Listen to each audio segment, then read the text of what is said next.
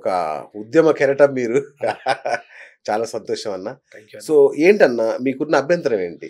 అంటే నాకున్న అభ్యంతరం కాదన్న, మందకృష్ణ అన్న పోరాటం చాలా గొప్పది.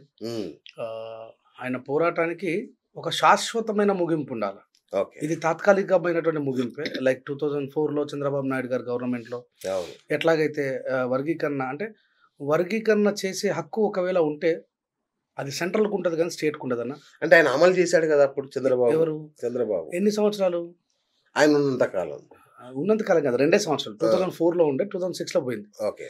అయితే ఇందాక మీరు మాట్లాడుతూ సుప్రీంకోర్టు తీర్పు ఇచ్చింది అన్నారు. తీర్పు ఇవ్వలేదన్న, సలహాలు సూచనలు ఇచ్చింది.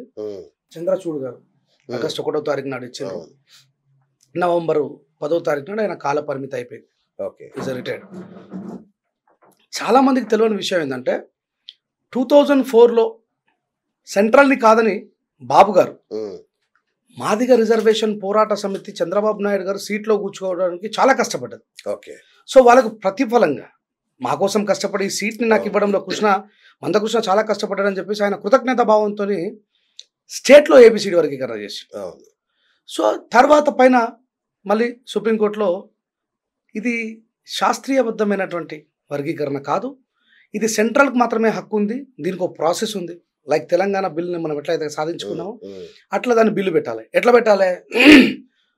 స్టేట్ మొత్తం కూడా ఒక బిల్ని తయారు చేసి సెంట్రల్కి పంపాలి. సెంట్రల్కి పంపిన తర్వాత ఉభయ సభలలో ఈ దేశంలో ఉన్నటువంటి సగం రాష్ట్రాల ఎంపీలు దానికి ఆమోదం తెలపాలి. తెలిపిన తర్వాత మళ్ళీ రాష్ట్రపతి గారు దాన్ని పరీక్షించి ఆమోదం తెలపాలి. దాని తర్వాత తిరిగి రాష్ట్రపతి గారి ఆమోదం తెలిపిన తర్వాత తిరిగి మళ్ళీ పార్లమెంట్లో బిల్ చేయాలి. తెలంగాణ ఎట్లాగైతే ప్రాసెస్లో వచ్చిందో సేమ్ అట్లాగా జరగాలి. దీనికి శాశ్వతమైన ముగింపు ఉంటుంది. కానీ ఇక్కడ ఉభయ సభలోకి పోగానే మాజీ ముఖ్యమంత్రి కేసీఆర్ గారు స్టేట్లో వర్గీకరణ కావాలని చెప్పేసి పెద్ద మొత్తంలో ఉద్యమం జరుగుతుంది, మందకృష్ణ గారి గౌరవించి పంపిర్రు. అంతకంటే ముందు ఉన్నటువంటి దివంగత ముఖ్యమంత్రి వైఎస్ రాజశేఖర రెడ్డి గారు కూడా పంపిర్రు. దానికంటే ముందు చంద్రబాబు నాయుడు గారు చేసిండ్రు. రాజశేఖర రెడ్డి గారు పంపినా కాలే, కేసీఆర్ గారు పంపినా కాలే. ఎందుకు కాలేదు అంటే ఇక్కడ కృష్ణన్న మాట్లాడుతూ ఈ మాలోళ్ళు మాదిగల రిజర్వేషన్ని ఆపుతున్నారు, వివేక్ వెంకటస్వామి, కాకా వెంకటస్వామి, ఈరోజు వంశీ ఉన్నాడు, వీళ్ళు ఆపుతున్నారు అని చెప్పేసి ప్రచారం చేస్తుండే. ఇది కృష్ణన్న చేస్తున్న తప్పుడు ప్రచారం. సెంట్రల్లో ఎవరు ఆపుతారంటే భారతదేశంలో అత్యధికంగా మాదిగలు ఉన్న రాష్ట్రాలు 3. 1 ఉత్తరప్రదేశ్, 2 బీహార్, 3 మధ్యప్రదేశ్. భారతదేశంలో 29 రాష్ట్రాలు ఉంటాయన్న. ఈ 3 రాష్ట్రాలను పక్కన పెడితే 26 రాష్ట్రాలు. భారతదేశాన్ని ఒకవేళ నేను ఇంతకుముందు మీకు చెప్పినట్టు ఉభయ సభలలో సగం దేశంలో ఉన్నటువంటి సగం దేశస్తులు ఆమోదం తెలపాల. కానీ ఇక్కడ మెజారిటీ మాదిగ ఎంపీలు వ్యతిరేకిస్తుంది. ఎక్కడి నుంచి? ఈ 3 రాష్ట్రాల నుంచి. ఈ విషయం కృష్ణ ఎప్పుడు చెప్పాడు? ఒకవేళ చెప్పుంటే ఇక్కడ ఉన్నటువంటి సామాజిక వర్గాలు ఆలోచించేటి, ఎందుకు మరి అక్కడ ఉన్న మాదిగలు మనోళ్ళే కదా, మాయావతి గారు ఎందుకు వ్యతిరేకించిండ్రు, చంద్రశేఖర్ ఆజాద్ ఎందుకు వ్యతిరేకించిండ్రు, బీహార్లో ఉన్నటువంటి పాశ్వాన్లు ఎందుకు వ్యతిరేకిస్తుండ్రు, ఈ విషయాన్ని మాట్లాడతలేడు ఆయన. ఎందుకు వ్యతిరేకిస్తారంటే అక్కడ ఉన్నటువంటి మెజారిటీ ప్రజలు అన్యాయానికి గురవుతారు అనేటువంటి ఒక అది ఉంటుంది వాళ్ళకి. మరి ఇక్కడ నువ్వు చేస్తుంది మాదిగ పోరాటమే, అక్కడ వాళ్ళు చేస్తుంది కూడా మాదిగలే. మరి ఇక్కడ మాలలను ఎందుకు బదలాం చేసాడు? మాలలకంత శక్తి లేదన్న, మాలలకంత శక్తి లేదు. ఈయన ఏమంటాడంటే మాలలు ఆపేస్తారు అంటే ఎస్, వాళ్ళు ఇప్పుడు ఏ చంద్రచూడ్ గారు అయితే సలహాలు సూచనలు ఇచ్చిండ్రో 2006లో, ఆ చంద్రచూడ్ గారి తండ్రి ఫాదర్ చంద్రచూడ్ గారే ఈ ఆర్టికల్ 341 స్టేట్లకు ఆ హక్కు లేదు అని చంద్రబాబు నాయుడు గారికి ఫైన్ వేసి మరి కొట్టేసిండు ఆయన. ఎవరు? ఈ చంద్రచూడ్ గారి తండ్రే. ఈ విషయం మా ప్రజలకు తెలియదు. సో నేనేమంటున్నా, నేను వర్గీకరణ వ్యతిరేకించేంత దుర్మార్గుని గారు నేను డాక్టర్ బాబాసాహెబ్ అంబేద్కర్ గారు. ఈ was not belongs only caste. ఒకవైపు మా భార్య పిల్లలందరూ వదిలేసి 17 సంవత్సరాల నుంచి అంబేద్కర్ గారు బీసీలకు, ఎస్సీలకు, ఎస్టీలకు, మైనార్టీ హక్కుల కోసము, క్రైస్తవుల కోసము, మతపరమైన హక్కులు ఆర్టికల్ 24, 25, 26 గురించి చెప్తూ బీసీలకు 27% 1980 నుంచి మండల కమిషన్ నుంచి వచ్చినటువంటి ఉద్యమాల గురించి మాట్లాడుతున్న నేను ఈరోజు మాలల వైపు నిలవడాల్సిన పరిస్థితి ఎందుకు వచ్చిందంటే వీళ్ళు తప్పుడు లెక్కలు చెప్తున్నారు. మందకృష్ణ కానీ మిగతా వాళ్ళని ఏమంటారు అంటే మేము 17% ఉన్నాం, మాకు 10% రిజర్వేషన్ కావాలా, మాలలు కేవలం 4% రిజర్వేషన్ అంటున్నారు. ఇది తప్పుడు. నేనేమంటానంటే if it is scientific analysis నిజంగానే, కానీ లేదు. ఎవరు చేసిన లెక్క అంటే చెప్పరు. మొన్న కోపంలో ఏమని మాట్లాడుతున్న కృష్ణ ఒక జీ తెలుగు రిపోర్టర్ గారు అడుగుతున్నారు, సార్ వాళ్ళు మరి 30 లక్షలు ఉన్నారంటే, అవు మేము 1 కోటి మంది ఉన్నాం అంటాం. అంటే కృష్ణన్నకు నాకు ఇప్పటికి అర్థం కాని విషయం ఏంటంటే వర్గీకరణ జరగద్దనే ఉన్నదని అనిపిస్తుంది. ఆయనే 30 సంవత్సరాల నుంచి పోరాటం చేసిండు కానీ ఈ రోజు నీకు సలహాలు సూచనలు వచ్చిన తర్వాత నువ్వు పెద్ద మనిషిగా ఏం చేయాలి? ప్రెస్ మీట్ పెట్టి నరేంద్ర మోడీ గారు మానవతావాది, మేము ఆయన కోసం కష్టపడ్డాం, మేము బీజేపీ కోర్టులో ఇచ్చినాం, మా కోసం ఆయన సలహాలు సూచనలు ఇప్పించిండు అని చెప్పాను. మరి నీకు తెలుసు ఈ సలహాలు సూచనలు ఇచ్చి ఏం చేస్తారు రేవంత్ రెడ్డి గారు? వీళ్ళ యొక్క ఆమోదము, అరే వీళ్ళకు పెద్ద మొత్తంలో ఉద్యమాలు చేస్తున్నారు కాబట్టి వీళ్ళ యొక్క మనోభావాలని, వీళ్ళ ఉద్యమం యొక్క భావాజాలని నువ్వు సెంట్రల్కు చేరవేయడం తప్ప నువ్వేం చేయలేవు. కాదు, ఖచ్చితంగా రేవంత్ రెడ్డి గారు రేపు చేసినా అన్న మొన్న రేవంత్ రెడ్డి గారు అన్నారు కదా, అందరికంటే ఫస్ట్ నేను చేస్తా, అమలు చేస్తా అన్నాడు కదా. నేనేమంటున్నా, మీ స్టూడియో సాక్షిగా చెప్తున్నా, రేవంత్ రెడ్డి గారు చేసినా మళ్ళీ కొట్టివేయబడుతుంది. ఓకే, కొట్టివేయబడుతుంది. ఎందుకు? నీకు సెంట్రల్కు ఉంది అధికారం, స్టేట్కి లేదు. కానీ రేవంత్ రెడ్డి గారి దగ్గర ఇంకొక అధికారం ఉంది. ఏంది? నిజంగానే మాలలని, మాదిగలని, మాదిగ మాల ఉపకులాలన్నింటినీ కూడా ఒక కమిటీ వేసి, ఈరోజు వేసినట్టుగా కమిటీ వేసి, దాంట్లో నిజంగా ఎవరు విద్యకు హక్కులకు దూరంగా ఉన్నారో, ఆల్రెడీ మల్టీ రిజర్వేషన్ పొందిన వాళ్ళందరినీ కూడా లాస్ట్లో పెట్టి, అసలు రిజర్వేషనే పొందని మాదిగలని, మాదిగ మాల ఉపకులాలని ముందర పెట్టి, ఏబిసిడి వర్గీకరణ ఎట్లా చేస్తావన్నా? 57 ఉపకులాలు, ఇవి 2 మెజారిటీ కులాలు, ఎన్ని మొత్తం 59 కులాలకు ఏబిసిడి వర్గీకరణ ఎట్లా చేస్తావు? A to Z చేయాలి. నువ్వు మాలలలో రిజర్వేషన్ పొందిన వాళ్ళని వెనకబడి, మాదిగలలో రిజర్వేషన్ మల్టీగా అనుభవించిన వాళ్ళని వెనకబడి, ఈ మాదిగా IAS IPS ఆఫీసర్ల వల్ల మా జాతులకు ఎలాంటి లాభం లేదన్న వాళ్ళంతా ద్రోహులు, దొంగలు, ఈ జాతుల యొక్క కష్టాన్ని, రక్తాన్ని దోచుకున్నటువంటి రాక్షసులు వాళ్ళు. మీరు చూడండి, వెనకకు తిరిగి చూస్తే ఏ ఒక్క IAS ఆఫీసర్ కూడా వాడి వ్యక్తిగత ఎదుగుదల కోసం, వాడి పిల్లం కోసం, వాడి పిల్లల కోసం, వాళ్ళ అల్లుల కోసం, వాళ్ళ కోడళ్ళ కోసం, వాళ్ళ కొడుకుల కోసం చేసినాడు తప్ప, అంబేద్కర్ గారు ఏమంటారంటే, ఒకసారి ల్యాడర్ వేసుకుని నువ్వు పైకెక్కిన తర్వాత, ఈ విశ్వాన్ని చూసిన తర్వాత ఆ ల్యాడర్ కింది వాడికి ఇరా అన్నాడు. ఈ పొరపాటు మాలలు మాదిగలు ఇద్దరు చేసిరన్న. ఇక్కడ కేవలం కృష్ణన్న మాలల మీద నింద వేయడం తప్పు. ఇంకో విషయం, ఇంతకుముందు మీకు మాట్లాడుతూ ఒక మాట చెప్పినా, కృష్ణన్నకి ఎందుకు ఇష్టం లేదని చెప్పంటే, నీకు సలహాలు సూచనలు ఆగస్టు 1వ తారీఖు నాడు ఇచ్చిండ్రు, నువ్వు ప్రెస్ మీట్ పెట్టినావు, మందకృష్ణ గారికి, చంద్రబాబు నాయుడు గారికి, గౌరవ ఉప ముఖ్యమంత్రి పవన్ కళ్యాణ్ గారికి నువ్వు కృతజ్ఞతలు చెప్పినావు. ఇట్స్ గుడ్ థింగ్, నీకోసం వాళ్ళు చేసిరు కాబట్టి. దెన్ మాలలు 70 సంవత్సరాల నుంచి దోసుకున్నారు, మాలలు మనువాదులు, మాలలు దుర్మార్గులు అంటే నువ్వు మాలాంటి పిల్లలకు న్యాయం చెప్పాల్సినవి, బుద్ధులు చెప్పాల్సినవి, నువ్వు ఒక కులాన్ని టార్గెట్ చేస్తున్నావు అంటే దాని అర్థమైంది, అయిపోయింది. అయినా ఏ మాలలు బయటకు రాలే. తర్వాత అన్నవాళ్ళు సంబరాలు చేసుకున్నారు. 30 సంవత్సరాల చారిత్రాత్మకమైన పోరాటం ఈరోజు మాకు ఒక సత్ఫలితాన్ని ఇచ్చిందని చెప్పేసి. ఎస్, మా జాతిలో నువ్వు విజయం సాధించడం మా విజయం కూడా, మేము తప్పనుకో. ఎందుకంటే యాజ్ అంబేద్కర్ రేట్గా బాబాసాహెబ్ అంబేద్కర్ గారిని చదివిన వ్యక్తిగా నేను ఒక కులం మీద దేశాన్ని నింపుకుంటే నాకంటే మూర్ఖుడు ఎవడు ఉండడు. చేసినాం. తర్వాత ఏం చేసినావు నువ్వు? మళ్ళీ ప్రెస్ మీట్ పెట్టి మాలలు మౌనం విడాలి, మాలలు దీని మీద ఎందుకు మాట్లాడతలేరు అంటే ఏందన్నట్టు ఇది అయిపోతే మళ్ళీ నీ దుకాణం బంద్ అవుతుందని భయమా? నువ్వు మాలలు ఎందుకు రెచ్చగొట్టినావు? మళ్ళీ ఇది పక్కన పెడితే నాలాంటోడు ఎందుకు రావాల్సి వచ్చిందంటే ఆయన ఒక మాట అన్నాడు. ప్రొఫెసర్ కాసిం గారు ఒక అద్భుతమైనటువంటి ఉపాధ్యాయ వృత్తిలో ఉండి మహత్తరమైనటువంటి ఒక మహామేధావి డాక్టర్ బాబాసాహెబ్ అంబేద్కర్ని మాలలకు అంకితం చేస్తూ, ఒక రాజకీయవేత్త అయిన బాబు జగ్జీవన్ రావుని మాదిగలకు అంకితం చేస్తాడు. ఒక ఇంటర్వ్యూలో ఏమంటాడంటే, అంబేద్కర్ మాలల నాయకుడు, బాబు జగ్జీవన్ రావు మాదిగల నాయకుడు అని. ఒక కమ్యూనిస్టు భావజాలం ఉన్నటువంటి వ్యక్తికి కులం గురించి అవసరం లేదు, ఆయన వర్గ పోరాటం చేసే వ్యక్తి. అంతకు దిగజారి అంటే ఇది ఏమన్నట్టు? మీరు రాబోయే భావి తరాలు కొట్టుకొని సావాలని చెప్పేసి ఈ డివైడ్ అండ్ రూల్స్ పెడుతున్నారు. అప్పుడు రెంజల రాజేష్ లాంటి రావాల్సి వచ్చింది. కృష్ణన్న మన కాసిమన్న ఈ మాట మాట్లాడిన తర్వాత ఇమీడియట్లీ నెక్స్ట్ ప్రెస్ మీట్ పెట్టి మందకృష్ణ ఏమంటాడంటే, అంబేద్కర్కు కూడా కులపిచ్చింది పోయి నన్నెందుకు కులపిచ్చి అంటారు, ఆయన మహర్ల సమ్మేళనం పెట్టలేడా అన్నాడు అని అక్కడికి ఆపేసిండు. ఆయన మహర్ల సమ్మేళనం పెట్టిండు, చమార్ల సమ్మేళనం పెట్టిండు, మాంగుల సమ్మేళనం పెట్టిండు, మాతంగుల సమ్మేళనం పెట్టిండు. కానీ ఇక్కడ ఏమంటుండు, ఇప్పుడు నాలాంటోడు కాలికి బలపం కట్టుకొని, అయ్యా బాబాసాహెబ్ అంబేద్కర్ అనే మహానుభావుడు మాలమాదిగల కోసం రిజర్వేషన్ రాయలేదబ్బా, ఆర్టికల్ 341 మా కోసం రాస్తే మాకంటే ముందే బీసీలకు 52% రిజర్వేషన్ రాసిన మహానుభావుడు, ఈయనను కేవలం ఒక కుల చట్టంలో బంధిస్తున్నారని చెప్పి మేము బాధపడుతుంటే, అంటే దళిత చట్టంలో బంధిస్తున్నారని చెప్పి మేము బాధపడుతుంటే, మాకంటే పెద్దోడు 30 సంవత్సరాల ఉద్యమ చరిత్ర కలిగినటువంటి ఒక గొప్ప వ్యక్తి వచ్చి అంబేద్కర్ మాలోల నాయకుడు అని చెప్పి ప్రచారం చేస్తుండు, కాసిమన్న మాలోలకు అంకితం చేస్తుండు. ఇంతకంటే దుర్మార్గం ఏముంటుందన్న? దెన్ నేను పక్కకు వచ్చిన తర్వాత ఇక్కడ రాజ్యాంగాన్ని రక్షించాల్సిన అవసరం వచ్చింది.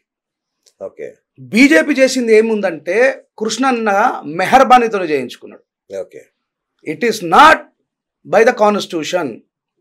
ఆర్టికల్ 341ని శాసించే శక్తి ఎవరికి లేదు. ఏంటి ఆర్టికల్ 341? ఆర్టికల్ 341 ఎస్సీ రిజర్వేషన్లు. ఎస్సీ రిజర్వేషన్లు ఉద్యోగాల కోసమో తిండి కోసమో కాదన్న, సమానత్వం కోసం. కరెక్ట్. సమానత్వం కోసం. మాలో ఇప్పటికీ కూడా ఎంత పెద్ద ఆఫీసర్లైనా ఏమైనా ఒక ఎగ్జాంపుల్ చెప్తానన్న. బీహార్లో జరిగింది. ఒక తమిళనాడు ఐఏఎస్ ఆఫీసర్ దళితుడన్న. ఒక బీహార్ ఎంపీ ఒక ఇల్లిటరేచర్, అరే పలానా క్వారీ దగ్గర మాకు సంతకం పెట్టమంటే ఐఏఎస్ ఆఫీసర్ పెట్టాడు. పెట్టకపోతే ఏమంటాడంటే, తుమ్ హమారా పాస్ కూలీ కర్ రే హో, తుమ్ సోచ్ రే హో హమ్ బహుత్ పడా లిఖా ఆద్మీ హై, తుమ్ ఐఏఎస్ ఆఫీసర్ హై తో క్యా, పెడతావా పెట్టవా అని చెప్పేసి చెప్పోటి కొట్టిండు ఐఏఎస్ ఆఫీసర్ని. ఒక ఇల్లిటరేచర్ అయిన ఎంపీ. ఆయన వెళ్ళి భారతదేశంలో ఒక ప్రతిష్టాత్మకమైన క్లాస్ 1 ఆఫీసర్ పోయి సుప్రీంకోర్టులో అర్జీ పెట్టుకున్నాడు, అయ్యా నేను ఒక ఎస్సీ అని చెప్పి నన్ను కొడుతురు అని చెప్పి. ఈడపోయిందన్న కులం. ఆ సమానత్వం కోసమే ఆర్టికల్ 341 ఉంది. ఆ విషయాన్ని మర్చిపోయి మా కృష్ణన్న ఇలా వర్గీకరణ చేయమంటున్నానా. నరేంద్ర మోడీ గారు మహారాష్ట్ర ఎలక్షన్లలో ఏమన్నారన్నా, మనం విడిపోతే ఓడిపోతామన్నాడు ఓబీసీలని, అదర్ బ్యాక్వర్డ్ క్యాస్ట్ వాళ్ళని ఏమంటుండు, మనం విడిపోతే ఓడిపోతాం, మనం కలిసి ఉండాలంటాడు. మరి మా ఎస్సీలు ఎందుకు విడగొడుతున్నా? ఈ వర్గీకరణ ఉద్యమం ఎప్పుడు మొదలైందో తెలుసా అన్న? కారంచెడు చుండూరులో మాలమాదిగల్ని ఊచకోత కోసినాడు ద గ్రేట్ వారియర్ కత్తి పద్మారావు గారు, బొజ్జ తారకం సార్. ఆ ముక్కలని తీసుకొని సంచులాలు వేసుకొని ఢిల్లీకి పోయి జంతర్ మంతర్ల భారతదేశం నలుమూలల దిక్కులని పిక్కటలేలా మా మీద ఇంత అన్యాయం జరుగుతున్నది, ఓ భారత సమాజమా నువ్వు స్పందించవా అంటే ఆ రోజు పార్లమెంట్లో మాట్లాడి ప్రజాకోర్టు వేయించి అన్న 29 రాష్ట్రాలలో ఏ రాష్ట్రం సాధించని ఘనత మన తెలుగు రాష్ట్రం సాధించిందన్న. వాళ్ళు చేసిన పోరాటం ద్వారా ఎస్సీ ఎస్టీ అట్రాసిటీ కేసు వస్తే ఈరోజు దాని వెనకాల ఆయన చంద్రచూడ్ గారు ఇచ్చిన సలహాలు సూచనలలో 500 పేజీలలో ఏమున్నదో చదవరు. దాంట్లో టైం బాండింగ్ చెప్తాడు, క్రిమీ లేయర్ చెప్తాడు. మాకెందుకు ఉండాలన్నా? బీసీలకు కూడా క్రిమీ లేయర్ పెట్టిన అది అన్యాయం అన్న. మనలో ఎవరైనా నేను ఏమంటానంటే, ఒకడు కలెక్టర్ అయితే ప్రతిపాదించినట్టున్నారు కదా, ఇంకా పెట్టలేదు కదా. అంటే అసలు ఎస్సీలలో క్రిమీ లేయర్ ఉండనేకూడదు, బీసీలలోనే ఉండదన్న. బీసీలలో పెట్టారు ఎందుకంటే బీసీ నాయకులకు సోయి లేదు, అది తప్పు. ఎట్లా అన్న? ఇప్పుడు 3000 సంవత్సరాల నుంచి బీసీలు ఎట్టి కట్టం చేసుకుంటా, కుమ్మరోళ్ళు మట్టి విసుక్కుంటా, కమ్మరోళ్ళు లోహాల్ని ఆయుధాలుగా మలుచుకుంటా, శాఖలు బట్టలు ఉత్తుకుంటా, వాళ్ళ రెక్కల కష్టంతో పనిచేసేవాళ్ళు ఒకసారి రిజర్వేషన్ ఉపయోగించుకుంటే వాళ్ళ జీవితాలు ఎట్లా మారిపోతాయన్న?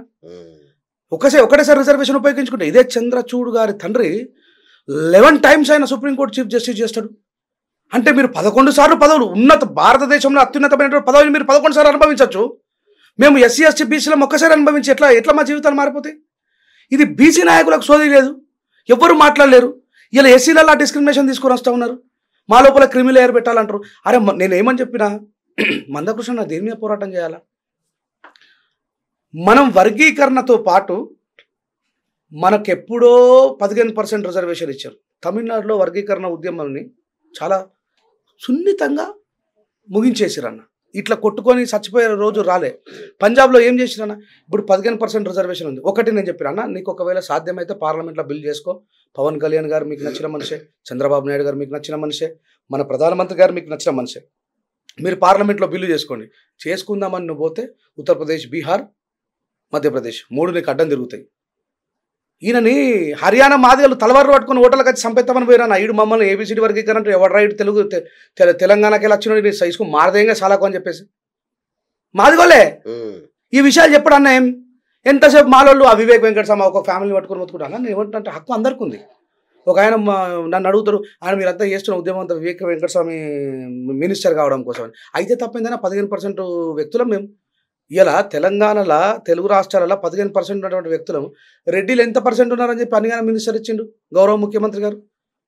నేను ఏమంటున్నా, మన మాలోళ్ళకి మాదిగోళ్ళకి అయితే 15% ఓటర్లం కదా, we have that right. Ambedkar garu రాజ్యాంగం రాసినప్పుడు ఒక గొప్ప మాట చెప్తారు, we are not beggars of this country, we are shareholders of this country అంటాడు. మనం ఈ దేశంలో భాగస్వామ్యం బిడ్డ, అడుక్కునేటోళ్ళం కామని. నువ్వు చేస్తున్న ఉద్యమం ఏంది? అడుక్కునే ఉద్యమమా, సాధించే ఉద్యమమా? లేదు కదా. నువ్వేమో ఒకవైపు మనకు మధ్యలోనే ప్రతిపాదన తీసుకుని వస్తున్నావు, మన లోపలనే అంతర్యుద్ధాలను స్టార్ట్ చేస్తూ ఉన్నావు. నేనేమని చెప్పినా, మాలలం మాదిగల మీ బలాలు చూపించుకున్నాం కదా. మాదిగ మీటింగ్ నువ్వు పెట్టినావు, మాల మీటింగ్ మేము పెట్టినాం కదా. ఇద్దరం కలిసి మీటింగ్ పెడదాం. రేవంత్ రెడ్డి గారు వెళ్తాం, రేవంత్ రెడ్డి గారు 15% ఉన్న మా రిజర్వేషన్ 20 చేయి. ఎందుకు చేయడు? గిట్లా ముగింపు చేసుకుందామంటే లేదు. మీరు అధ్యాతు, మీరు సైకోలు, మీరు దుర్మార్గులు, మీరు దొంగలు, మీరు ద్రోహులు. మరి ఎస్సీ ఎస్టీ అట్రాసిటీ కేసు చట్టం ఎవరు తీసుకొచ్చిండు? మాలోడు పోరాటం చేయకపోతే వచ్చినా? ఇప్పుడు నిజమే, మాలోడు అందరికంటే ముందు చదువుకున్నాడు, మాలోడు అందరికంటే ముందు వ్యాపారాలు చేసిండు. మాలోడు అంబేద్కర్ గారు ఇచ్చిన రిజర్వేషన్ అందరికంటే ముందే అనుభవించిండు. మరి త్యాగాలు వాడే చేసిండు, పోరాటాలు వాడే చేసిండు కదా. మరి ఆ చరిత్ర కూడా చెప్పాలి కదా. నువ్వు రాబోయే జనరేషన్కి ఏం చెప్తున్నావు? మాదిగలు మొత్తం సర్వనాశనం కావడానికి కారణం మాలలు అంటున్నావు అన్న. ఒక మాట చెప్తానే, రేపు పొద్దున ఆయన అనుకున్నట్టు ఏబిసిడి వర్గీకరణ జరిగిందన్న. 1,00,000 మంది మాదిగలు ఉన్నారు ఒక గ్రూప్లో. 1,00,000 మంది మాదిగలు ఉన్నారు. రేవంత్ రెడ్డి గారు రేపు పొద్దున ఉస్మానియా యూనివర్సిటీ 2 ప్రొఫెసర్ ఉద్యోగాలు ఇచ్చిండన్న. పిహెచ్డీ చేసిన వాళ్ళకి మాత్రమే ఎలిజిబుల్ ఉంటుంది. ఈ కింద ఉన్న వాళ్ళందరూ కూడా పీజీ చేసిన వాళ్ళు, డిగ్రీ చేసిన వాళ్ళు, ఇంటర్ చేసిన వాళ్ళు, 10th చేసిన వాళ్ళు ఉంటారు. ఈ 1,00,000 మందిలోకి వెళ్ళే ఎంతమందికి ఉద్యోగం వస్తుందన్న? పిహెచ్డీ చేసిన వాళ్ళకి మాత్రమే ఉద్యోగం వస్తుంది. ఇప్పుడు 99,998 మంది ఏందన్నట్టు నాన్ ఎలిజిబులే కదా. అంతేగా. మరి ఇప్పుడు మాలలలో చదువుకున్నోడికి ఎలిజిబిలిటీ వచ్చింది తప్ప ఆ విషయాన్ని ఎందుకు చెప్పావు నువ్వు? అరే మన మాలలు చదువుకోవడం వల్ల వాడికి ఆ ఎలిజిబిలిటీ ఉన్నది, వాడు సాధించగలిగిండు. నువ్వేం చేయాలా? మాలల కంటే మాదిగలు ఎక్కువగా ఉన్నారు. ప్రభుత్వాల మీద ఒత్తిడి తీసుకొని వచ్చి మాదిగల యొక్క అభ్యున్నతి కోసం స్కీములు తయారు చేయాలి. ఇది మనం చేయాల్సింది. అది పోయి వర్గీకరణ అడిగే దానికోసమే కదా. ఇప్పుడు వాళ్ళకు లిడ్ క్యాప్ ఉందన్న. ఇప్పుడు లెదర్ ఫ్యాక్టరీ కోసము వేలాది ఎకరాల భూమి ఇచ్చిండు చంద్రబాబు నాయుడు. నేను ఇప్పుడు అడగాల మందకృష్ణ, నేను ఎటువైంది ఆ భూమి అంతా? ఎవరికి నువ్వు రెంట్కి ఇచ్చినావు? నువ్వు ఎంతమంది మాదిగల జీవితాన్ని బాగు చేసినావు? ఎంతమందికి నువ్వు లెదర్ ఫ్యాక్టరీ ఇండస్ట్రీలో వాళ్ళని ఇన్వాల్వ్మెంట్ చేసినావు? మాదిగల రిజర్వేషనే కాకుండా చర్మకారుల కోసం ఒక ప్రత్యేకమైన స్కీమ్ ఉంది తెలుసు కదా. మరి ఎటువైనా ఆ కోట్లు ఎంతమంది మాదిగలకి ఇప్పించినావు నువ్వు? అంటే ఇట్లా ప్రశ్నించడం వల్ల ఏమవుతుందంటే మా లోపల మా అంతర్గత యుద్ధం జరుగుతుంది. ఆ యుద్ధం జరగద్దనే నేను ఇలా ఏం చేసిన, మాలలు మనువాదులు, మాలలు దొంగలు, మాలలు ద్రోహులు అంటే మాల నాయకులలో కూడా చాలా మందికి రాజ్యాంగం గురించి తెలియదు అన్న. ఈయనకు కౌంటర్గా నిర్మాణమైనటువంటి దుకాణాలు లేవు. ఇవి 2 దుకాణాలే. వాళ్ళ వల్ల మా జాతరకు ఎలాంటి లాభం లేదు. ఇటు మాలోళ్ళ వల్ల లాభం లేదు, ఈయన వల్ల కూడా లాభం లేదు. సరే ఈయన వల్ల కొద్దిగా లాభం జరిగింది. ఆయన పెట్టడం ఎంఆర్పిఎస్ నాయకుడు అయినప్పటికీ కూడా చాలా జనరల్ ఉద్యమాలు చేసిండు. రాజశేఖర రెడ్డి గారితో చాలా చేసిండు. మందకృష్ణ గారిని ఆ విషయంలో ఒప్పుకోవచ్చు. గుర్తింపు గౌరవం తీసుకొచ్చింది ఆయనే. కానీ నువ్వు మాదిగగా నీ సమాజాన్ని ఎంత గొప్పగా ఎదిగిపిస్తావో మేము కూడా మీ సహచరం అనే విషయాన్ని మర్చిపోవద్దు. నువ్వు మమ్మల్ని విలన్ని చేయొద్దు. మాలలు ద్రోహులు, మాలలు దొంగలు అంటే మిగతా సభ్య సమాజం ఏమనుకుంటుంది? మాలో దోచుకొని ఐఏఎస్లు ఐపీఎస్ దొంగలు మొత్తం పోయి ఊర్లలోకి వెళ్ళి హైదరాబాద్కి వచ్చి, విజయవాడకు వచ్చి ఎక్కడొక్కడ సెటిల్ అయ్యి మనకేం సంబంధం రాబాయి అని చెప్పి వాడు సపోర్ట్ చేస్తలే. ఆడ బలవుతుందంత ఎవరు? కలిసి ఉద్యమాలు చేసినా మేము తెల్లారి ముఖం చూసుకోకుండా అయిపోయినాం ఇవాళ.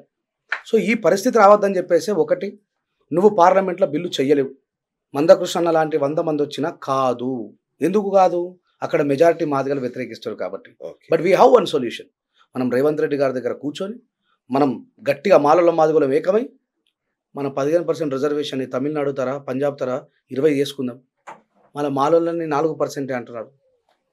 ఇక్కడ ఒక పెద్ద ప్రమాదం ఉంది. అంటే అన్న 59 కులాలకు నాయకత్వం వహించాల్సిన బాధ్యత మాకుంది. యాజ్ అంబేద్కర్ రైట్గా ఆర్టికల్ 341ని సేవ్ చేయాల్సినటువంటి బాధ్యత ఉంది. ఇక్కడ ఏమని చెప్తారు? 1971లో జరిగిన సెన్సెస్లో మాదిగలు 12 లక్షలు, మాలలు 10 లక్షలు. మళ్ళీ 2011లో లెక్కల మాదిగలు 34 లక్షలు, మాలలు 17 లక్షలు. ఇదేం లెక్క అన్న? 12 లక్షలు ఉన్న వ్యక్తులేమో 34 లక్షలు అవుతారా? 10 లక్షలు ఉన్న వాళ్ళు మాత్రం 17 లక్షలు అవుతారా? ఇక్కడ మాలలకు కూడా అన్యాయం జరగదు కదన్న.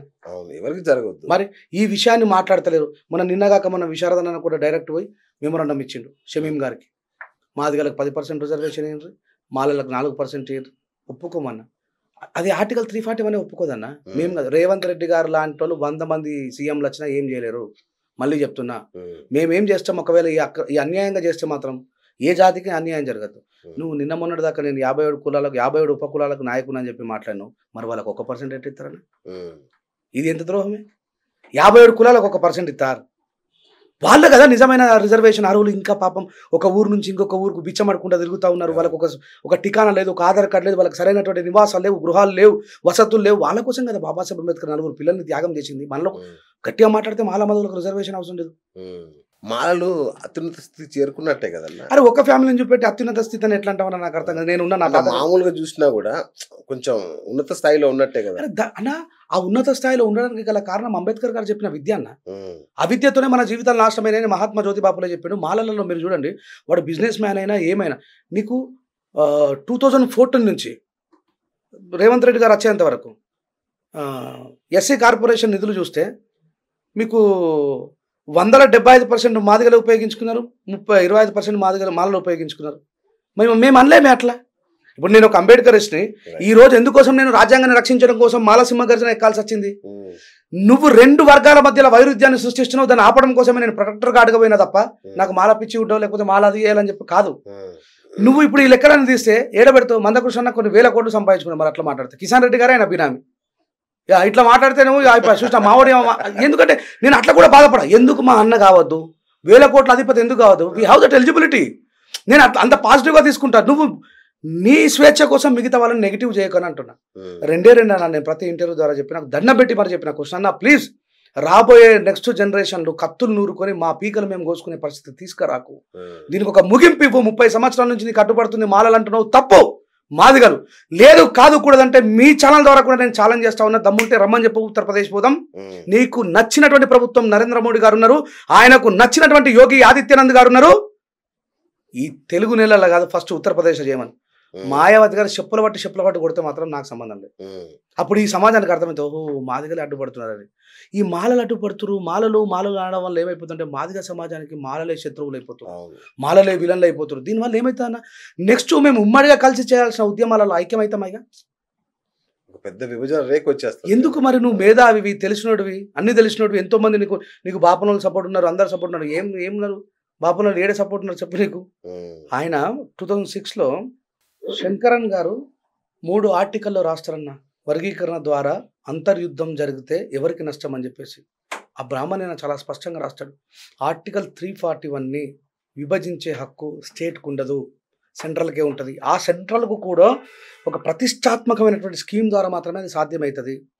వీళ్ళు ఏం చేస్తారు? నేను అందుకే చెప్తున్నా, భారత రాజ్యాంగపరమైనటువంటి వర్గీకరణ జరగాలని.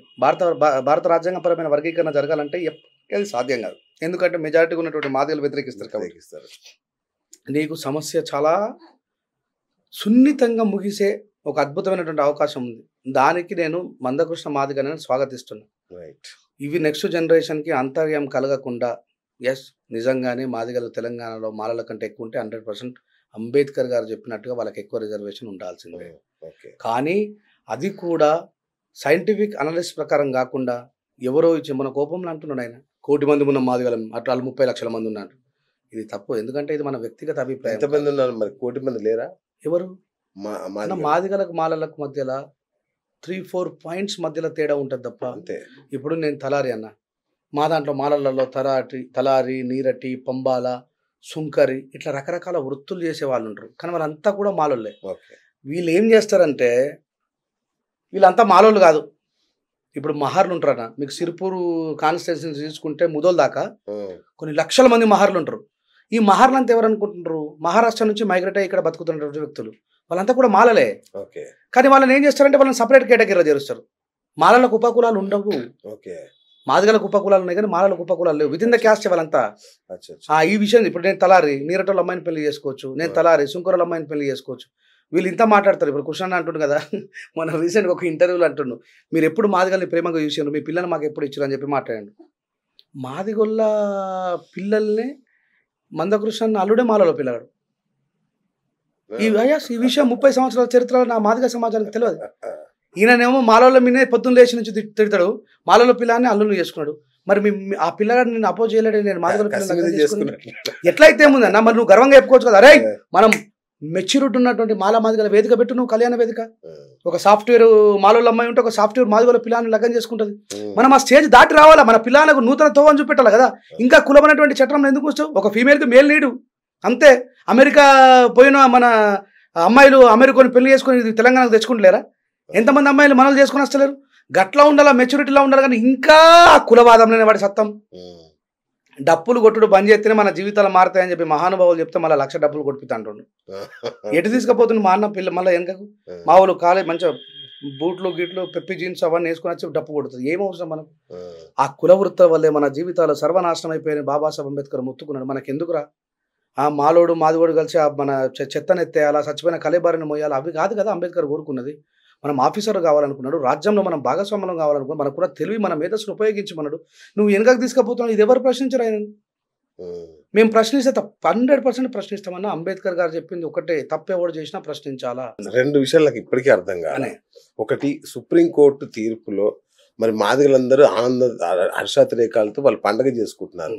అది పండుగ చేసుకోవాల్సిన విషయం కాదు అని నువ్వు అంటున్నావు. 100%. ఎట్లా నాకు అర్థం కాలేదు. ఇప్పుడు 2004 పండుగ చేసుకున్నారు, 2006 బాయ్ ఓకే ఓల మీద ఏడిచిండ్రు మాలోళ్ళు. ఇది ఒక వివేక్ వెంకట స్వామితో అవుతుంది అన్న, ఒక ఎంపీ తలుచుకుంటే అవుతుంది అన్న, అంటే పార్లమెంట్ మొత్తం ఒక మాట మనిషి చెప్తే తింటుందా? ఇప్పుడు కూడా అదే జరుగుతుంది. అందుకే నేను ఇప్పుడు మనం ఇప్పుడు 2004లో నేను ఉద్యమాల్లో లేను, 2007లో నేను ఉద్యమాలకు వచ్చిన. నేను నీతో పాటు కలిసి నడుస్తా అంటున్నా. మాలలో మొత్తం రాకపోవచ్చు, కానీ మాలా సామాజిక వర్గంలో కొద్ది గొప్ప దిమాకున్న వ్యక్తిగా నేను నీతో వస్తా అంటున్నా. నాలాంటి వాళ్ళు ఇంకా చాలా మంది వస్తారు కావచ్చు మాలోళ్ళు. ఎందుకు? ఒక శాశ్వతమైనటువంటి ముగింపు కోసం. మాలల్లో ఉన్నటువంటి కొద్దిమంది దొంగలు రాకపోవచ్చు. అయ్యో మా దుకాణాలు బంద్ అవుతాయి, మందకృష్ణ తిడితేనే మాకు పైసలు వస్తాయి, మందకృష్ణకు అపోజిట్గా మీటింగ్ పెట్టుకుని మేము డబ్బులు సంపాదించుకునే దొంగలకు బాధ కావచ్చు. నాకు లేదు, ఎందుకంటే నేను మాదిగ సమాజం యొక్క అభ్యున్నతిని వ్యతిరేకిస్తే నాకంటే దుర్మార్గుడు ఎవడు ఉండడు. అది అంబేద్కర్ రెడ్డిగా అందరికీ సమానమైన హక్కులు దక్కాలని పోరాడుతున్న వ్యక్తిని కాబట్టి నేను వస్తా అంటున్నా కదా నీతో. శాశ్వతమైన ముగింపు ఇవ్వని చెప్తున్నా. ఇప్పుడు నువ్వు రేవంత్ రెడ్డిని భయపెట్టు, ఎందుకంటే మీరు మెజార్టీగా జాగృతమైన ఓటర్లు ఉన్నారు కాబట్టి నువ్వు భయపెడతాను అనుకుంటున్నావు. మళ్ళా ఉత్తరప్రదేశ్ వాళ్ళు, బీహార్ వాళ్ళు, మన మధ్యప్రదేశ్ వాళ్ళు మళ్ళీ పిల్లేస్తారు. దాంతోపాటు పోయి మళ్ళీ వివేక్ వెంకటస్వామి లాంటి మాలోళ్ళు కూడా తప్పదు కదా, అందరితో పాటు నరుగుడ్డ నారాయణ అనాల్సిందే. పోయేస్తారు వేయగానే మళ్ళీ బంద్ అయిపోతాయి. మళ్ళీ బంద్ అయిపోయి నీకు వచ్చేమంటారు, చూసిరా మాలోళ్ళు మళ్ళా బంద్ చేసిరు అని చెప్పారు. దేశవ్యాప్తంగా ఉన్న మాలలు ఆపుతున్నారేమో. 7.5 అంతగానం మాదిగలు ఎక్కున్నారు. నేను చెప్తున్నా, ద లార్జెస్ట్ కమ్యూనిటీ చెమార్స్ ఉత్తరప్రదేశ్లో ఉన్నారు, బీహార్లో ఉన్నారు, మధ్యప్రదేశ్లో ఉన్నారు. వాళ్ళతో పోల్చుకుంటే మాలలు తక్కువే. కానీ వాళ్ళ ఇప్పుడు మాయావతి గారు బీఎస్పీ పార్టీ అధినేత అన్న, 4 సార్లు సీఎం చేసిన ఆమె ఏమని చెప్పింది గుర్తా? అందులోకి వెళ్ళి బయటకు వచ్చి ప్రెస్ మీట్ పెట్టి చెప్పింది, ఎవడైతే వర్గీకరణకు మద్దతు ఇస్తాడో వాడు నా పార్టీలోకి వెళ్ళి గెట్ లాస్ట్ అన్నది. మరి మీ మాదిగా ఆమె ఒక్కసారి కూడా మాట్లాడండి, మాయావతి మనకు వ్యతిరేకమని చెప్పి మాట్లాడండి అన్న. నువ్వు అట్లా మాట్లాడి ఉంటే మాదిగ సమాజం లోపల ఒక అవగాహన వచ్చేది. ఓహో, మన మాదిగలు కూడా ఇతర రాష్ట్రాలలో వ్యతిరేకిస్తున్నారంటే దీంట్లో ఏదో ఉంది అసలు. ఇప్పుడు మాలోళ్ళలో ఇప్పటి వరకు 30 సంవత్సరాల ఎవడు మాట్లాడని మాట రంజల్ రాజేష్ కూడా మాట్లాడుతుండు. వీడు రాజ్యాంగబద్ధమైన వర్గీకరణ అంటే అసలు రాజ్యాంగబద్ధమైన వర్గీకరణ ఏందని ఆలోచనకు రావాలి కదా. అది కాకుండా ఇక మేము బట్టగా కుందేలకు 3 కాళ్ళు అని చెప్పేసి, లేదు మాలలే దొంగలు. ఇప్పుడు కొంచెం అటు ఇటు అయితే మామూలు ఊర్లలో కొట్టుకునే పరిస్థితి తీసుకొస్తున్నారు. దీనివల్ల ఏం లాభం అన్న నాకు అర్థం కాదు. ఇప్పుడు బాబాసాహెబ్ అంబేద్కర్ క్లియర్ అయిపోయి 2 వర్గాల మధ్య పోరాటం ఒక వర్గానికి న్యాయం చేస్తుందట, స్వీయ వర్గంలో పోరాటం ఆ వర్గాన్ని నాశనం చేస్తారు. ఇప్పుడు అదే జరుగుతుంది. నాకు అసలు ఇంకో రెండో డౌట్, రేంజర్ల రాజేష్ ఎటువైపు? నాకు ఇప్పటిదాకా మాట్లాడినా కూడా మీరు ఎవరి పక్కన పోరాటం చేస్తారు? రాజ్యాంగం వైపున, రాజ్యాంగం యొక్క రక్షణ కోసం ఈ 2 రాష్ట్రాలలో మాలలో నిలబడ్డారు. మాదిగలో ఉన్నటువంటి మేధావులకు తెలుసు ఇది జరగదు అని తెలుసు. ఇది జరగాలంటే ఎట్లనో కూడా తెలుసు, కానీ ఒక్కరు కూడా నోరు తెరతలేరు. వాళ్ళని దండం పెట్టి బతిలాడిన, మీరు రండ్రి, బయటకు రండ్రి. లేదు, ఈ మాలలని ఈ ఎంఆర్పిఎస్ నిలిచిపెడదాం, మనం న్యూట్రల్గా ఉన్న పర్సన్స్ అన్నాక బయటకు వద్దాం. ఓ నా మాల మాదిగలరా, శాశ్వతమైనటువంటి వర్గీకరణ ఉద్యమానికి మనం మద్దతుగా ఉందాం, రాజ్యాంగబద్ధమైన వర్గీకరణకు మనం మద్దతుగా ఉందాం అనే పిలుపుని ఇవ్వమంటే కూడా ఇప్పటికీ నేను 10వ ఇంటర్వ్యూ 11వ ఇంటర్వ్యూ ఒక్కరు కూడా స్పందిస్తలేరు. అంటే దాని అర్థం ఏంది? నేను ఒకవేళ నిజంగా దుర్మార్గున్న ద్రోహిని అయితే నేను వర్గీకరణ వ్యతిరేకని చెప్పాలి కదా. నేను రాజ్యాంగబద్ధమైన వర్గీకరణకు నేను మద్దతు అంటున్నట్టు అర్థమైంది. మాలను కూడా మాలందరూ వ్యతిరేకిస్తున్నారు కదా, మరి మీరు ఎట్లా సమర్థిస్తారు దీన్ని? వర్గీకరణ మాలలు అందరూ వ్యతిరేకించలేరు, కొద్ది మంది దుకాణం నడుపుకునే పెతిరేకించారు. లేదన్న పెద్ద ఎత్తున ఉద్యమాలు నడుస్తున్నాయి, రాజ్యాంగబద్ధమైన రద్దు చేసే వరకు విశ్రమించేది లేదంటున్నారు. నేను మాలసింహ గర్జనలో 7 లక్షల మందిలో చెప్పిన, రాజ్యాంగబద్ధమైన వర్గీకరణ జరగాల్సిందే, అది ఎప్పటికీ జరగదు. ఎందుకు జరగదు అంటే పైన మెజారిటీ మాదిగలే దాన్ని వ్యతిరేకిస్తారు. కనీసం ఇక్కడ సూక్ష్మమైనటువంటి సమస్యను మనం పరిష్కరించుకునే అవకాశం ఉంది అంటున్నా. నేను పట్టిన దానికి నేను పట్టిన కుందేలకు 3 కాళ్ళు అని చెప్పేసి ఇలా షమీం గారి దగ్గరికి పోయి నువ్వు రిపోర్ట్ ఇచ్చినావు, ఏం చేస్తారు? ఈ రిపోర్ట్ అంతా తీసుకుపోయి సెంట్రల్ పంపిస్తారు. లేదు, సెంట్రల్ని ధిక్కరించి ఏముందన్నా రాహుల్ గాంధీ దగ్గరికి పోతాం, మాయావతి గారిని తోలుకొనే పోతాం. ఏం చేస్తాడు రాహుల్ గాంధీ? ఏమన్నా రాహుల్ గాంధీ ఏ పేరు మీద తిరుగుతున్న బయట సేవ్ ఇండియన్ కాన్స్టిట్యూషన్ అంటుండు. నువ్వు ఇండియన్ కాన్స్టిట్యూషన్ ఆర్టికల్ 341 ధ్వంసం చేస్తాడు మీ వాడు. ఈ రేవంత్ రెడ్డి మీద కంప్లైంట్ ఇవ్వలేమో మేము అడుకోయి. 10 రైళ్లలో ఉన్నటువంటి దేశవ్యాప్తంగా ఉన్నటువంటి ఎస్సీలలో ఉన్నటువంటి అవగాహన కలిగిన వ్యక్తులని, నాట్ ఓన్లీ మాలలు, ఎస్సీలలో ఒక చంద్రశేఖర్ ఆజాద్ ఎవరన్నా నగిన నుంచి ఎంపీగా గెలిచిన ఆయననే చెప్పిండు, నువ్వు ఎట్లా చేస్తావు క్రిమిలేరు, నువ్వు ఎట్లా చేస్తావు మా జాతుల వర్గీకరణ, మేము మా ఎస్సీలో బలంగా ఉంటే మీకు భయం పడుతుంది, మేము రాజ్యాధికారంకి వస్తామని మమ్మల్ని విడగొడుతున్నావు అని చెప్పి మాట్లాడిన ఒక మాదిగానే కదా. ఇప్పుడు ఆయన చంద్రశేఖర్ ఆజాద్ని సెంట్రల్గా పెట్టుకొని, మాయావతిని సెంట్రల్గా పెట్టుకొని, చిరాగ్ పాస్వాన్ని సెంట్రల్గా పెట్టుకొని మేము ఢిల్లీలో మీటింగ్ వేసి రాహుల్ గాంధీని ప్రశ్నిస్తాం. ఇక వేసి నాకు చేయని చెయ్యని తప్పలేదు, ఆయన చేసిండు కదా, రాజ్యాంగ వ్యతిరేకమే. ఆడపోయి మాట్లాడతాం, మళ్ళీ భాష ఏం సమాధానం చెప్తారో చూస్తాం. ఓకే. అయితే దేశవ్యాప్తంగా ఉన్న మాదిగలు ఎందుకు వ్యతిరేకిస్తారు అనుకుంటున్నారు మీరు దీన్ని?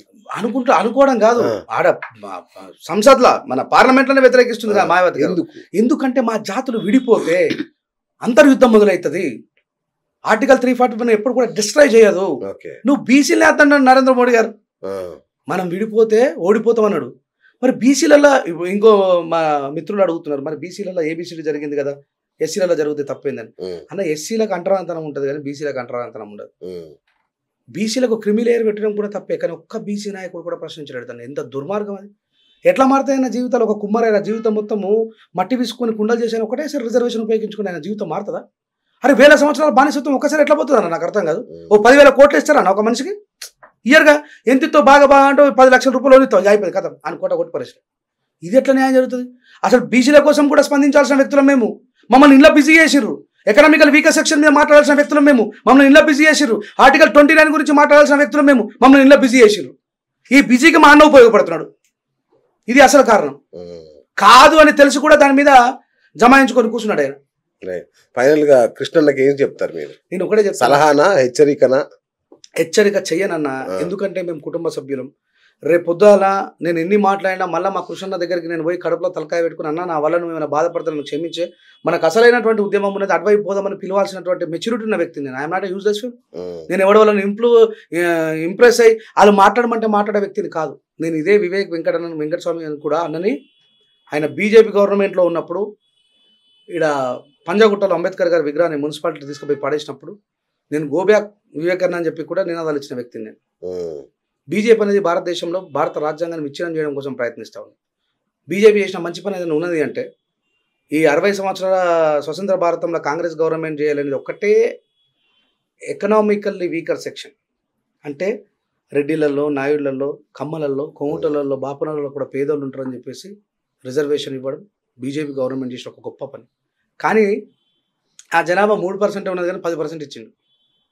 అదే అడగబోతున్నా.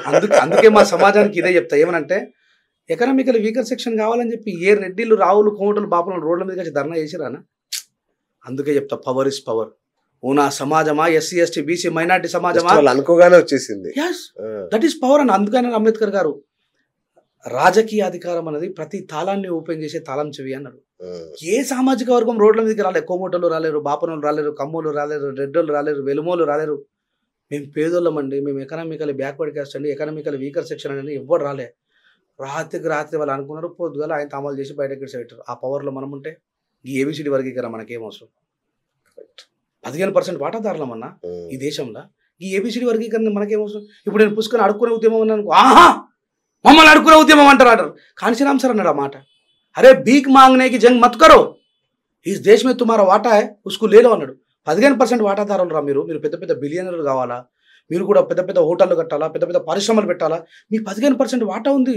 సెంట్రల్ బడ్జెట్లో మీ వాటా మీకుంది, స్టేట్ బడ్జెట్లో మీ వాటా మీకుంది. ఎటు పోతుంది? ఎవడు అడగడు? మా మేధావులు ఎవరన్నా అడగంగా చూసారా మీరు?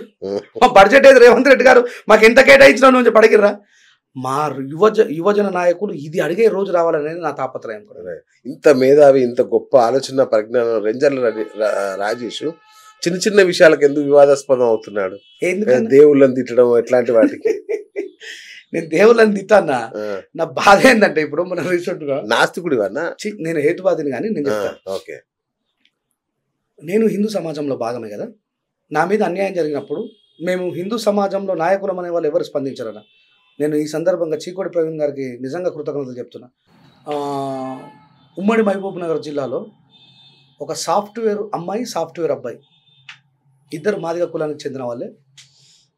వాళ్ళు వాళ్ళ గుళ్ళోకి వెళ్ళి పెళ్లి చేసుకుందామని చెప్పేసి, ఇద్దరు మేజర్లే గుళ్ళోకి వెళ్ళి పెళ్లి చేసుకుందామని చెప్పేసి గుడికి పోతే అయ్యగారు ఉండి, హై మీరు పలానా కులానికి చెందిన వాళ్ళు, మీరు గుళ్ళోకి రావద్దు, కావాలంటే మీరు గుడి బయట గుడి కింద పెళ్లి చేసుకోరని చెప్పన్నాడు. అయ్యగారు వినక అప్పటికి చాలా వారించారు, సార్ మీకు ఎన్ని డబ్బులు కావాలని ఇస్తాం సార్, ఎందుకు అట్లా మమ్మల్ని అడ్జేస్తున్నావు అని చెప్పంటే వినకపోతే పాపం వాళ్ళ కొడుకు, అయ్యగారు కొడుకు ఏం చేసినంటే, నీ అమ్మ మా నాన్నకి ఇట్లా చేస్తాను చెప్పి, నేను చేస్తానండి మీ పెళ్ళి అని చెప్పేసి ఆయన కింద చేశాను. ఆ పిల్లగాడు ఆ అవమానాన్ని తట్టుకోలేక దాన్ని సోషల్ మీడియాలోకి పెట్టిండు. పెడితే మా వరకు చేరుకున్నాక క్రాంతి ఇంటర్వ్యూ చేస్తున్నప్పుడు చీకోటి ప్రవీణ్ అన్న ఒక మాట అడిగాడు.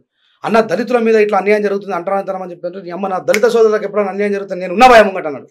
నేను ఆ విషయాన్ని ఇమ్మీడియట్లీగా చీకోటి ప్రవీణకు షేర్ చేసిన. అన్న ఇది పరిస్థితి గిట్లా జరిగింది అని చెప్పంటే ఇమ్మీడియట్లీ దాని మీద యాక్షన్ తీసుకొని వాళ్ళ క్షమాపణ ఇప్పించిండు. అసుంటి హిందువులు కావాలి ఈ సమాజానికి. మమ్మల్ని కూడా హిందుత్వంలో భాగం అనుకునే వాళ్ళు కావాలా.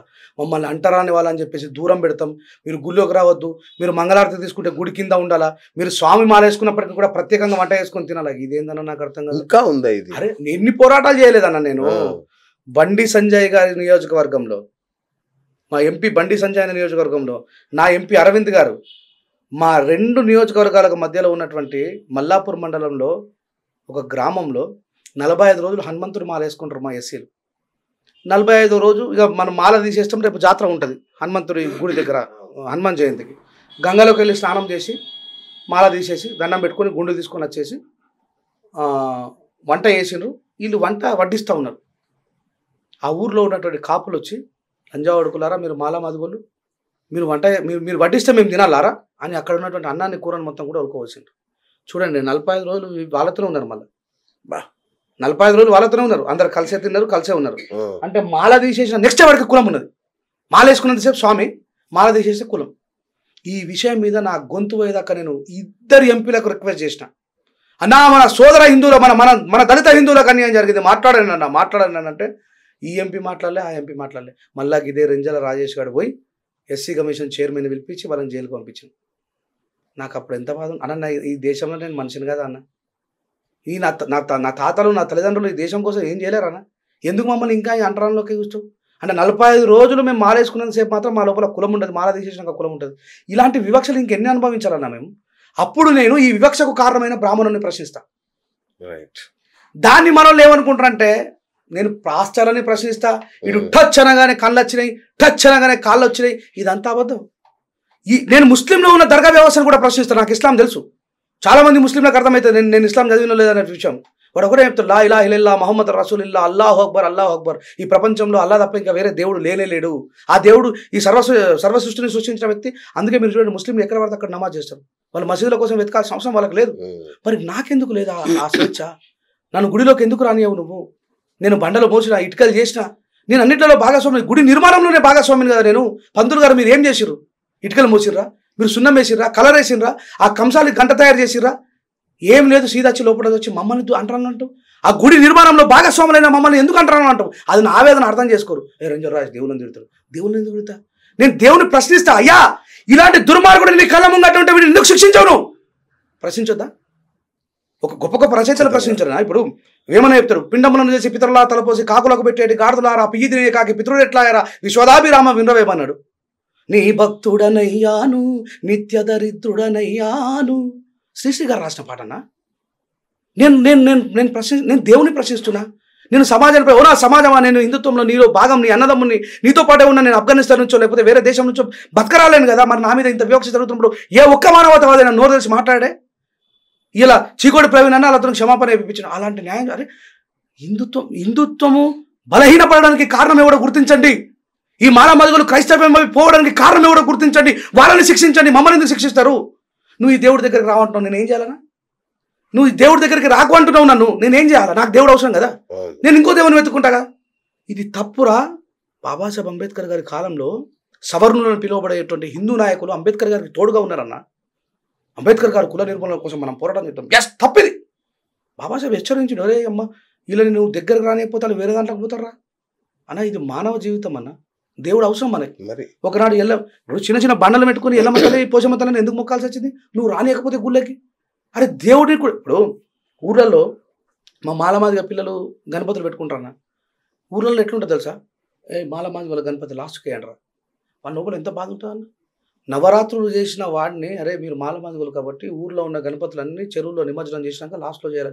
100 చూపిస్తా అన్న. ఇటువంటి ఉదాహరణలు మా ఊర్లో మాధవుల గణపతిని ముంగట పెడితే తలకాయల వాళ్ళు కొట్టారు. ఒక 15 సంవత్సరాల క్రితం మాధవులు తలకాయల వాళ్ళు కొట్టారు, చేతులు కొట్టారు, కాళ్ళు. మీరు మీ కులమేంద్ర? మీరు ఊర్లో అందరికంటే ముందు దేవుడు కూడా మా దగ్గరకు వచ్చి అంటరాడు అయిపోతాడు అన్న. ఎవరికి చెప్పుకోవాలన్నా మా బాధ? నేను బాబుని ప్రశ్నిస్తే హిందుత్వాన్ని ప్రశ్నిస్తుండే రెంజల్ రాయస్ అని చెప్పి ఒక వీడియోలో రెంజల్ రాయస్ పూర్తిగా అర్థమవుతారా అన్న. ఇంకో దాంట్లో పాస్టర్ తిరుగుతారు నన్ను. ఇలా దొంగలు యేసు ప్రభు నిన్ను వారిని పొరుగువారిని ప్రేమించుకున్నాడు. వీళ్ళు ఎవరు ప్రేమిస్తారు, ఎంతమంది గర్భవతులు చేయలేరు. ఇట్లా మాట్లాడితే వాళ్ళకు కూడా అంటే దేవుని పేరు మీద జరిగే వ్యాపారాలని ప్రశ్నించినప్పుడు వ్యాపారవేత్తల కోపం రావాలి కానీ సభ్య సమాజానికి కోపం రావద్దు. అట్లా నేను సరస్వతి మాతని ప్రశ్నించా, ఇదేం శ్లోకం రా భయ్, అసలు మన అమ్మలకే చదువు లేదు, మన అమ్మమ్మలకు చదువు లేదు, మన నాన్నమ్మలకు చదువు లేదు, సరస్వతి మాత ఎక్కడ చదువుకున్నది అని అడిగిన. తప్పైతే రంజన్ రాయేష్ పిలిపించి మీలాంటి స్టూడెంట్లు పిలిపించి ఒక మేధావి పిలిపించి నాన్న నువ్వు అట్లా మాట్లాడడం తప్పురా, దాని యొక్క అర్థం అది కాదు గిది బిడ్డ అని చెప్పి నేర్పించాలా. చంపేస్తావా నన్ను, ఇంటి మీద దాడి చేసి పెట్రోల్ పోసి అగ్గి పెడతారా, నా భార్య పిల్లలు కాల్చేస్తారా, ఇది ఏ సంస్కృతి ఎక్కడ చెప్పినా నాకు అర్థం కాదు. రాముడు చేసిండు అట్లా, కృష్ణుడు చేసిండు అట్లా, ఎవరు చేశారు? హిందుత్వం అలాంటి చెప్పనే మరి వీళ్ళు ఎవరన్నట్టు నాకు అర్థం కాదు. నేను అడుగుతా, రాముడు సత్యవర్ధనుడు, ఏకపత్ని వ్రతుడు, ఒకటే బాణం ఒకటే మాట, ఈ దేశంలో కులాలు తీసాయి, మనమందరం హిందువులు అని చెప్పి ఒక సర్టిఫికేట్ నన్ను అంటారని చెప్పి చూసిన మీద నువ్వు కదా తీవ్రత చూపెట్టాలా. నువ్వు రాముడు ఎప్పుడు కావాలా? తోటి హిందువులని అంటారని చెప్పి దూరం పెట్టినప్పుడు నువ్వు రాముడు కావాలా, రాముడి యొక్క పౌరుషం అప్పుడు చూపెట్టాలా. మా మీద చూపిస్తారు.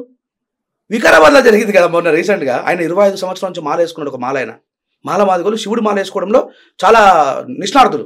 25 సంవత్సరాలు మాల వేసుకున్నటువంటి వ్యక్తులని అయ్యగారికి రోజు ప్రొద్దున్న నేను కూడా మాల వేసుకున్నాను. మా ఊర్లో రాముడు మాల వేసుకుని అందరికి తెలుసు. హారతిస్తాడు. అయ్యగారికి జలుబేసి జ్వరం వచ్చి రాకపోతే కొడుకు వచ్చిండు. కొడుకు వచ్చి ఏమంటాడంటే, బీసీలు కాపులు మిగతా వాళ్ళు మాత్రమే గుడి మీద ఉండాలా, ఎస్సీలు ఎవరైనా ఉంటే గుడి కింద ఉండి హారతి తీసుకోవాలన్నాడు. 25 సంవత్సరాల గురుస్వామిని కింద నిలబెట్టిండనా. ఇట్లాంటి అవిటి మీద సమాజం స్పందించదు. నేనే స్పందిస్తా, ఘాటుగా స్పందిస్తా, మోటుగా స్పందిస్తా, నీటుగా స్పందిస్తా. ఎందుకంటే నాకు రెస్పాన్సిబిలిటీ ఉన్నది. నా జాతికి లీడర్ నేను కాబట్టి నా దగ్గరికి వచ్చి బాధలు చెప్పుకుంటారు. ఇలా చీకోటి ప్రవీణ్ నాకు చెప్తే న్యాయం జరిగింది, గట్లా జరగాల. ఏటు వేరు మరి హిందూ నాయకులంతా. ఈయన బండి సంజయ్ ఆయన ఇలా పిలిపి రేపే సవాల్ చేస్తున్నా, మీ సొంత ఏరియాలో జరిగేదాడు స్పందించడం అని. ఎవ్వరు స్పందించలే. మా అరవింద్ అన్న స్పందించలే. అప్పుడు హిందుత్వాన్ని ఎట్లా ప్రేమిస్తారన్న? మమ్మల్ని మీరు హిందువులే కాదు, మీరు అంటరాన్నలు అన్నప్పుడు మాకు ఎంత బాధ ఉంటుంది. మా బాధ ఎవరికి చెప్పుకోవాలి? అదే కదా బాబాసాహెబ్ అంబేద్కర్ గారు 60 సంవత్సరాలు పోరాడి చివరికి బౌద్ధం తీసుకున్నాడు. మార్పు రావాలన్న మనుషుల లోపల. అది హిందుత్వంలో కానీ కులంలో కానీ దేంట్లో అయినా సరే మార్పు రావాలి. ఆ మార్పు కోసమే నేను ప్రయత్నిస్తా ఉన్నా. ఇప్పుడు నన్ను ఆ రోజే మా అయ్యప్ప స్వామిని అర్థం చేసుకోకుండా దాడి చేశారు. మొన్న రీసెంట్గా అదే అయ్యప్ప స్వాములు నన్ను పిలిచి సన్మానం చేసిండ్రు. అంటే ఒక నిజము బహిర్గతం కావడానికి కొంచెం సమయం పడుతుంది. అట్లా అన్న ఈ దేశానికి రాజ్యాంగాన్ని ఇచ్చిన ఆయన మీ వాడన్నా, దానికి మీరు బాధపడాల్సిన అవసరం లేదు. మేము భాగం కాదేమో అని ఇలాంటి చర్యలు దుఃఖానికి గురి చేస్తే ఎన్ని అవమానాలు తట్టుకుంటాం. ఈ జనరేషన్లో కూడా మేము ఇప్పటికీ చదువుకొని ఇంగ్లీష్ మాట్లాడుతూ హిందీ మాట్లాడుతూ ఇన్ని భాషలు మాట్లాడుతూ మేము కూడా మిగతా సమాజంలో భాగస్వామ్యమై ఇంకా సరే ఓకే ఒక మాట ఏమని చెప్తారు, మానమాదిగలు వాళ్ళ కుల వృత్తులన్నీ కూడా మలినాలతో కూడుకొని ఉన్నాయి కాబట్టి అట్లా వాళ్ళని దగ్గరకు రానియలేరేమో కాలక్రమేణా. అంటే ఇలా లేదుగా మాకు ఆ పరిస్థితి. మేము దేంట్లో తక్కువ ఉన్నాం రమ్మని చెప్పు. అద్దంకి దగ్గర మాట్లాడితే ధైర్యంగా మాట్లాడే మొగోడేవాడన్నా రమ్మని చెప్పు. ఇప్పటికి డిబేట్కి నన్ను విలువని చెప్పు. నేను హిందుత్వం మీదే మాట్లాడతా. 14-18 పురాణాల మీద మాట్లాడతా. వేద ఇతిహాస పురాణాల మీద మాట్లాడతా. ఏడ చెప్పిండు? నిర్మలమైన హృదయమే భగవంతుని ఆలయం అన్నాడు. నా తస్యం ప్రతిమహాస్తి అన్నాడు. దేవుడు విగ్రహాలలో లేడు బిడ్డ, లబ్డబ్ అని కొట్టుకునే దీంట్లో ఉన్నాడని చెప్పిండు. శవమే శివం అన్నాడు కదా హరవిలాసంలో. మరి నేను ఆ శవాలను కాల్చే కాటికాపురని, నా కులదైవమే ఈశ్వరుడు. నువ్వెవడరా నన్ను హిందూ కాదనడానికి? బీజేపీలు ఇస్తారు సర్టిఫికెట్. ఈ మాట మాట్లాడితే మేము బాధ. ఎంఆర్ ఆఫీస్ ఇస్తుందా, బీజేపీ ఆఫీస్ ఇస్తుందా సర్టిఫికెట్? హ్యాట్స్ ఆఫ్ అన్న, హ్యాట్స్ ఆఫ్. నీ ఉద్యమం ఇలా కొనసాగాలి, నీ పోరాటం ఇలాగే దుమ్ము లేపన్నా. ఏదో ఒక రోజు నిన్ను సెంట్రల్లోనో స్టేట్లోనో మినిస్టర్గా చూడాలి. నీ జాతి కోసం నువ్వు అద్భుతమైన అది చేయాలి. థ్యాంక్ యూ అన్న, థ్యాంక్ యూ సో మచ్.